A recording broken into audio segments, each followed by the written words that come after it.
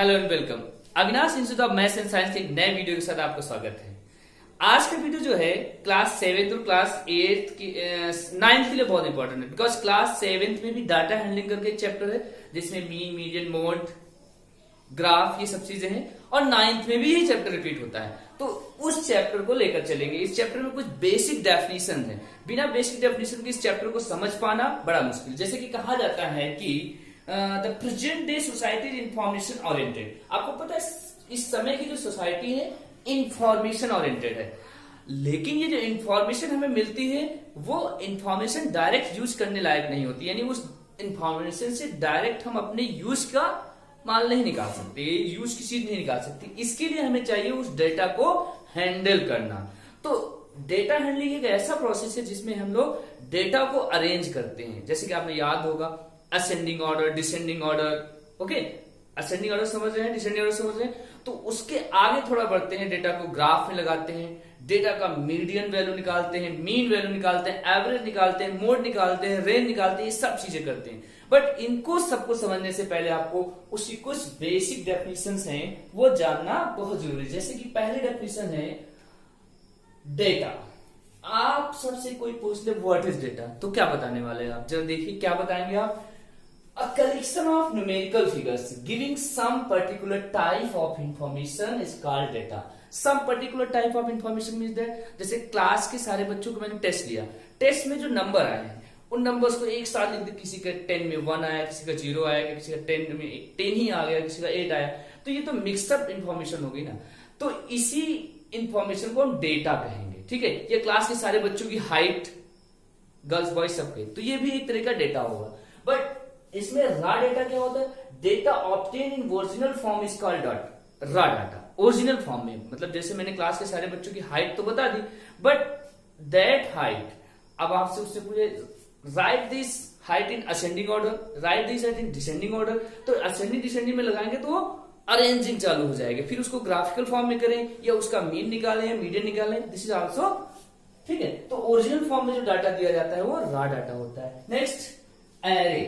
Arranging the numerical figures of data in ascending or descending order is called array। यानी कभी किसी data को जब असेंडिंग या डिसेंडिंग ऑर्डर में हम लोग अरेंज कर लेते हैं उस डाटा को एरे हो, ARRAY, एरे, ठीक है। इसके बाद आता है टेबुलेशन ऑफ डाटा। टेबुलेशन समझ रहे हैं? जैसे कि किसी डाटा में 1 का रिपीटेशन 10 टाइम्स हुआ तो 1 उसके आगे फ्रीक्वेंसी वाला टेबल जिसको बोलते हैं फ्रीक्वेंसी डिस्ट्रीब्यूशन टेबल, टेबल बना लेते हैं। टेबल में एक तरफ हम लोग लिखते हैं कि जैसे हमने लिख दिया संडे, मंडे, ट्यूसडे, वेंसडे, और उसके बाद उस डेट में आने वाले बच्चों का नंबर लिख दिया, फिर उसका टैली मास लिख दिया। तो ये टेबुलेशन हो गया। Next observation. Each numerical figure in a data is called an observation. मतलब आपसे कोई पूछे ऑब्जर्व, आपने कैसे पता किया कि सबसे बड़ा नंबर कौन है, सबसे छोटा कौन है? By your observation. So each numerical figure in that data is called observation. Observation क्या होगा? जो भी numerical value है वो सब observation कहलाएगी, ठीक है ना।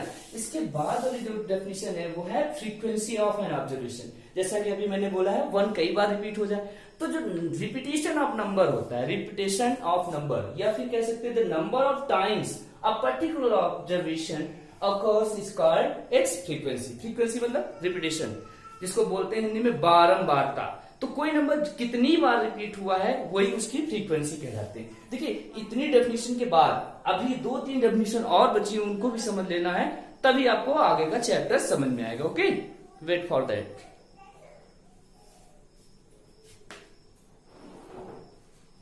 ओके स्टूडेंट्स, अब हम लोग ऐसी चीज समझेंगे कि क्वेश्चन जो हमने डेफिनेशन पढ़ ली, क्वेश्चन पढ़ ली थी, कैसे, किस ब्रांच में। जैसे कि आपसे कहा जाता है ना, अलजेब्रा में आपने क्या पढ़ा, स्टैटिक्स में क्या पढ़ा, अर्थमेटिक में क्या पढ़ा।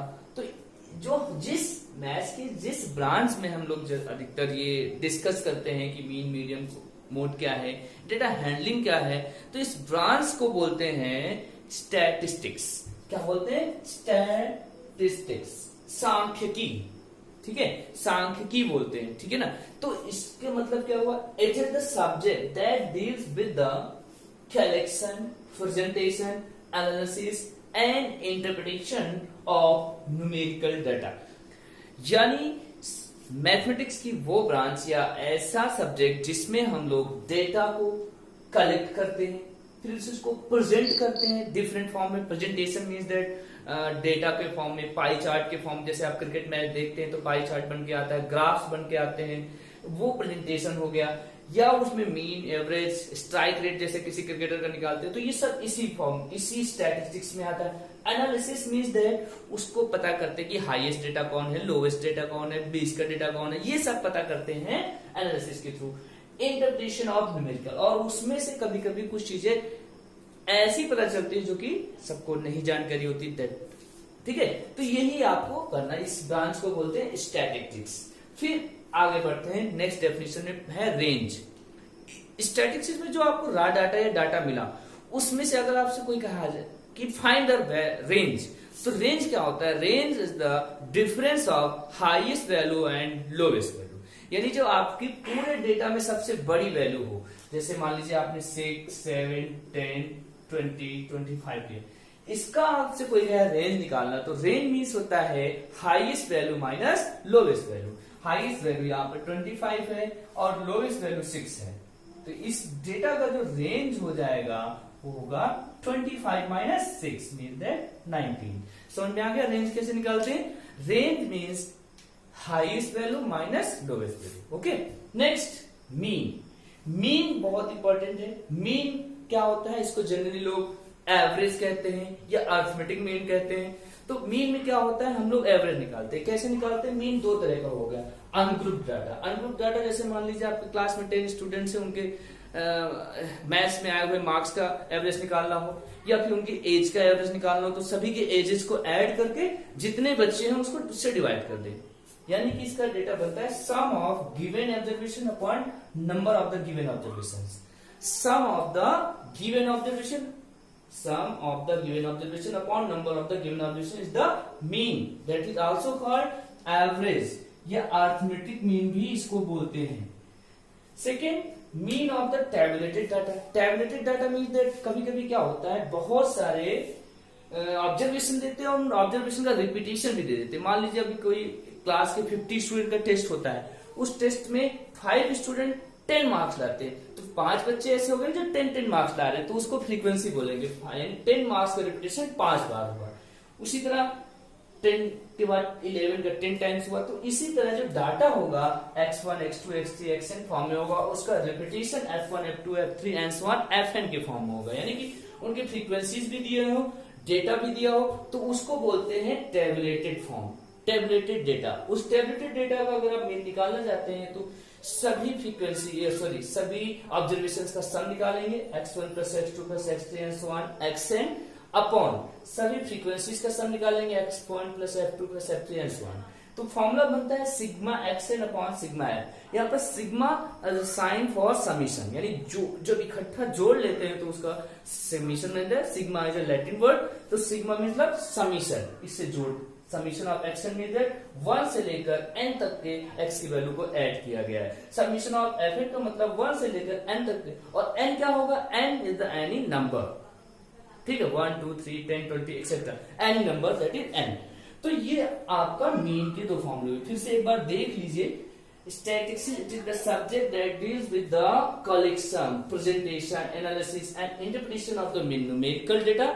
Next, range. Range is the difference of highest value minus lowest value of any data, and mean is the mean क्या बोलते हैं? Mean को arithmetic mean भी कहते हैं। It is two type.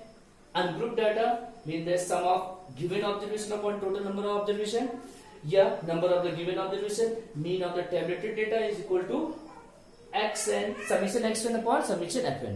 तो ये हो जाता है। अब इसके बाद आपको मोड, मीडियन ये बताएंगे। इसके बाद वाला वीडियो जो होगा वो केवल और केवल फॉर्मूला बेस्ड होगा। ओके, ओ सॉरी, केवल क्वेश्चन बेस्ड होगा। अभी ये डेफिनेशन और जो टॉपिक्स हैं, जो कॉन्सेप्ट हैं वो क्लियर कर रहे हैं। ओके स्टूडेंट्स, अब आपका अगली डेफिनेशन जो है और अगला कॉन्सेप्ट है मीडियन। मीडियन मोड में मीन हो चुका है, मीडियन चालू करते हैं। मीडियन क्या होता है समझ लीजिए।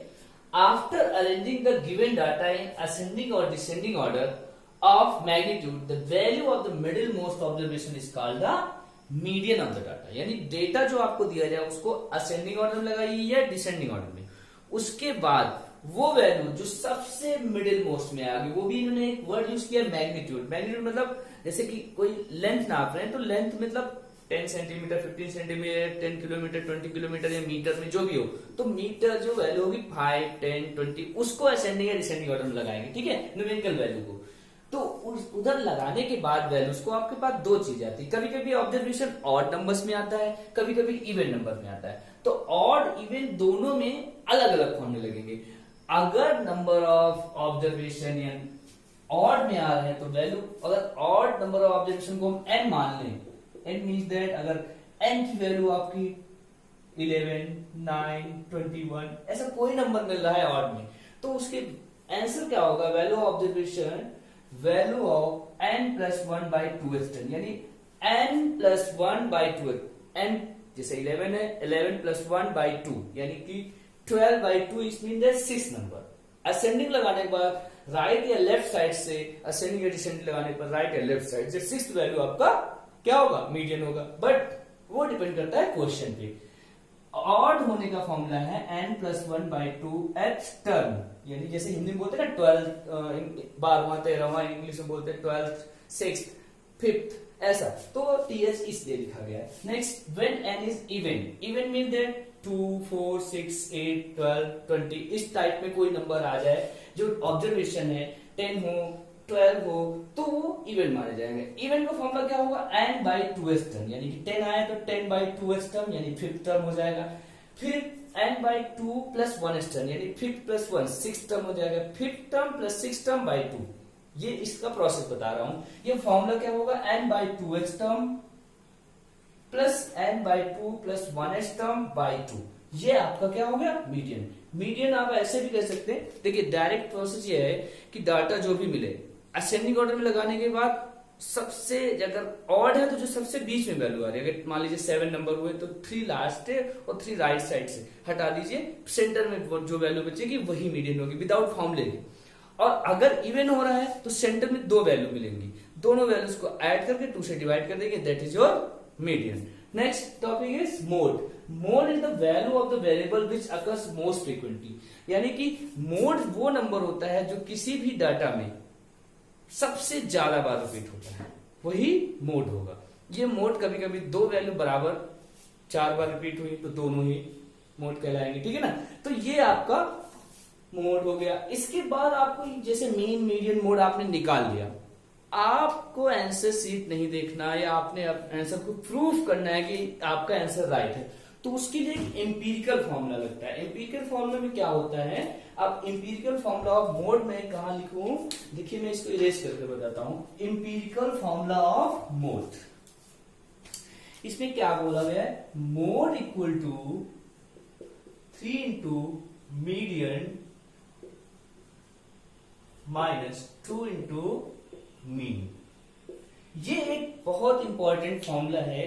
इस फॉर्मूले में अगर आपकी जो मीन मीडियन मोड की वैल्यू निकाली है आपने किसी भी गिवन डाटा की, उसको रखेंगे तो right side is equal to left side आएगा। इससे आपको अपने क्वेश्चन को प्रूव करना आसान हो जाएगा। ध्यान रखिएगा, अगर आपने क्वेश्चन निकाल लिया, कितना गारंटेड है आपने करेक्ट किया कि नहीं, कभी कभी कैलकुलेशन मिस्टेक हो गए, तो चेक करने के लिए तुरंत इस फॉर्मूले में रखेंगे mode equal to 3 into medium minus 2 into mean. अच्छा, इसका नाम क्या है, इसको बोलते हैं एम्पिरिकल फॉर्मूला। क्या नाम है इसका, एम्पिरिकल फॉर्मूला। एम्पिरिकल फॉर्मूले से हम लोग चेक कर सकते हैं, ठीक है। अब आप सबको सारे कॉन्सेप्ट मैंने बता दिए। अगला वीडियो जो होगा केवल क्वेश्चन बेस्ड होगा। इस वीडियो को देखने के बाद ज्यादा से ज्यादा लोगों को इसको शेयर करें और अपने सारे दोस्तों की क्लास 6, 7, 8, 9, 10 सब में 10 तक तो काम आने वाला ही है, इसलिए कॉन्सेप्ट बेस्ड वीडियो, ठीक है। Okay, thanks for watching, please share and subscribe. Avinash institute of maths and science.